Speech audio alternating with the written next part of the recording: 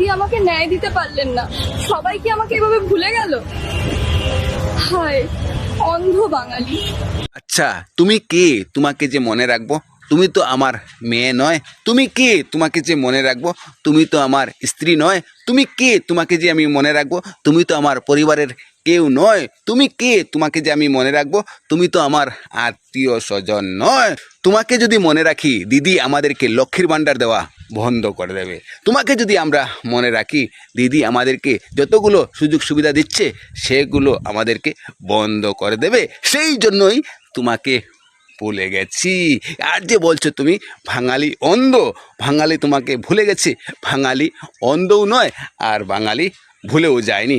বাঙালি হচ্ছে গিয়ে লোভী, বাঙালি হচ্ছে গিয়ে স্বার্থপর। আর সেটাই তোমাকে বাস্তব উদাহরণ দিচ্ছি এই তোমার দিদিকে দিয়ে।